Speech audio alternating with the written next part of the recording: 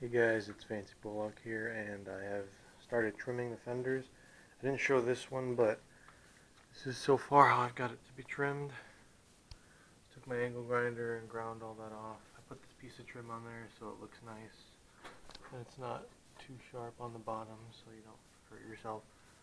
I'm going to put this wheel well liner up a little bit like that, hopefully, and we'll go to the other side now. Oh, and I also got to fix this piece. I'm going to be drilling a hole and screwing it in like that so it doesn't keep rubbing on the tire.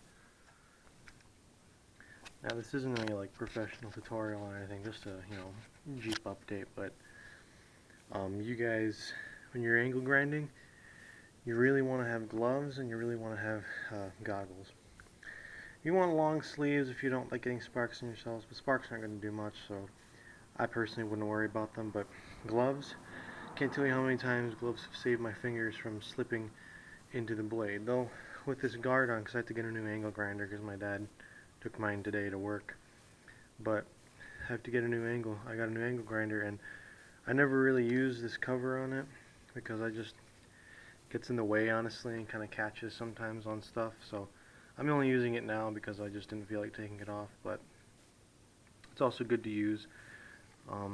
But always wear goggles if anything, because you don't want to get crap in your eyes. Alright, well, let's get started on this side.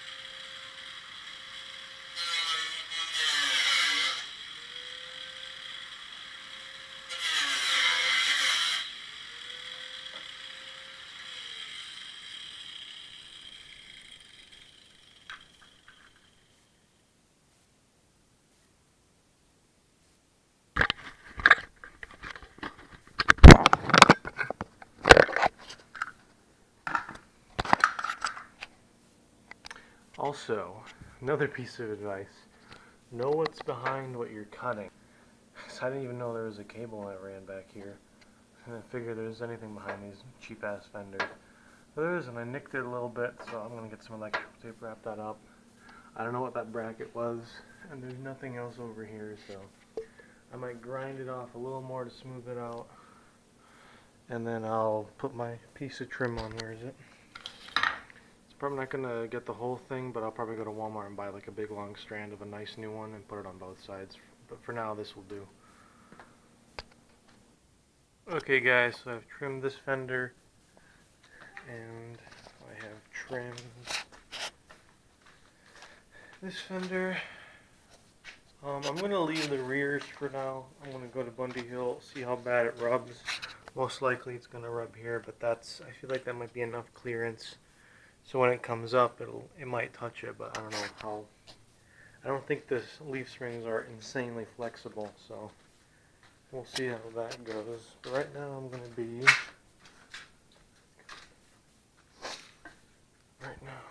be screwing in this piece of metal, a piece of plastic. I might just cut it off or zip tie it to something. I'm not sure what I'm going to do, so we'll see. So after some tedious work, I was finally able to cut a hole in the thing with a knife and zip tie it underneath here and whatnot.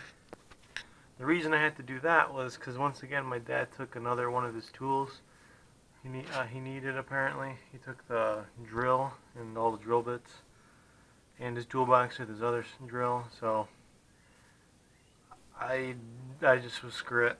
I just need it so it doesn't rub, and I think this will fix it for now. I might do something better in the future, but I mean zip ties, this will hold. So now I'm going to see if I can unbolt the sway bar and how easily that's going to be.